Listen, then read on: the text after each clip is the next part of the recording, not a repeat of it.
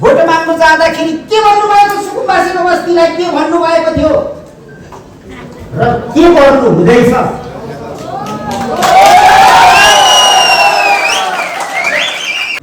अहिलेको सत्ता सञ्चालक सत्ताधारीहरूलाई जनताले दिएको जनादेश बनादेश भनेर दिएको हो। बनादेश भनेर दिएको जनादेश वाला सरकारले जनताको चाहना राष्ट्रिय आवश्यकता अनुसार तपाईहरु काम गर्नुहोस्। फुरुफुरु तपाईहरुलाई कुनै चोर दैलोबाट ढोकाबाट छ्याउबाट च्याउनु पर्ने छैन। दुईटै बहुमत पुग्नुको निम्ति मात्रै 2 सिट बाँकी छ। तपाईहरु चोर दैलोहरु ढोकाहरु नच्याउनुहोस्। देशलाई तपाईहरुले सिस्टममा लान्छु भनेर विधिमा चलाउँछु भनेर राजनीतिकरण भयो भनेर तपाईहरुले प्रश्न उठाएर आउनु भएको छ। अब तपाईहरुले जवाफ दिने ठाउँमा तपाईहरु हुनुहुन्छ। यसकारणले तपाईहरुलाई सत्ताको मात नलाग्नु। हिजो सत्ताको मात लाग्नेहरु आज किनारकृत भएको छ इतिहासमा। त्यसकारणले त्यो इतिहासबाट तपाईहरुले सिक्नुहोस्। तपाईहरुले कुनै पनि जस्केलाबाट चियाउनु पर्दैन। चियाउनै पर्दैन तपाईहरुले। र तपाईहरुले राम्रो काम गर्नु भएन भने राम्रै गर्नुहोस्। राम्रो काम प्रति हाम्रो तपाईहरुलाई जहिले पनि शुभेच्छा छ, सहयोग छ। तर यदि नराम्रो काम गर्नु भयो भने चाहिँ अब श्रम संस्कृति पार्टी आयो।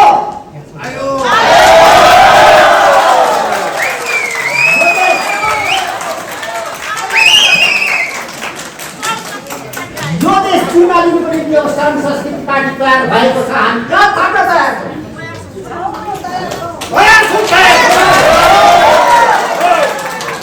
मेचेदेखि महाकालीसम्मको जनताहरू, हिमालदेखि तराईसम्मको जनताहरू आज माटोको सिमानालाई भत्काएर राजनीतिक प्रशासन सिमानालाई भत्काएर विश्वभरि बसेका नेपालीहरू राम्रोसँगले तपाईहरुले सुन्नुहोस् हाम्रो मुटुको ढुकढुकी। तपाईहरुले राम्रो काम गर्न सक्नुहुन्न भने अब हामी देश चिम्बालिन्छौँ। ढुक्कसँगले तपाईहरु बस्नुहोस्।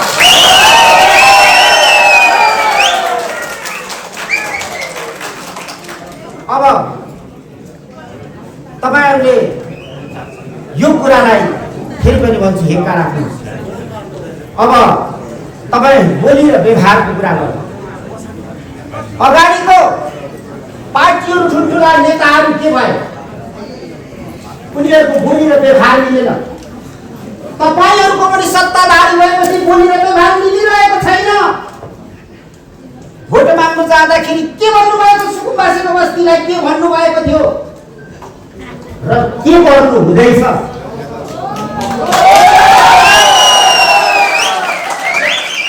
3 करोड नेपाली जनताको प्रश्न हो। 3 करोड नेपाली जनताको प्रश्न यही हो। तपाई के गर्नु हुँदैछ र तपाईको वाचा पत्रमा के लेख्नु भएको थियो? के बुझौं कि तपाईको वाचा पत्र खोस्टा हो? बुझौं कि तपाईको वाचा पत्र नेपाली जनताको आँखामा छारो हाल्ने?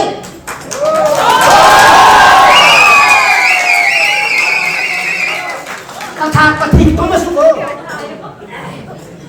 हो होइन भने तपाईले जनतासँग गरेको करार पत्रमा दायाँ बायाँ सही साफेर गरेको करार पत्रमा जे लेखिएको छ त्योबाट हिँड्नुहोस्। होइन भने तपाईलाई पनि नाङ्गो ठट्टा र मुसो दलेर जुत्ताको माला लगाएर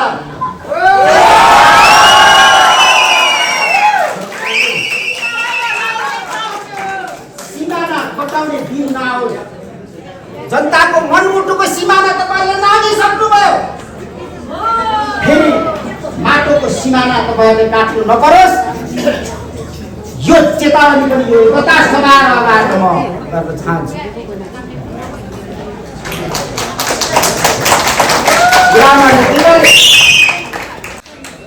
मनुष्य छ, मनुष्य भन्दा माथि त मनुष्यको मन छ। यसो भन्दै नेपालकै माटो, नेपालकै बाटो, जय माटो जय।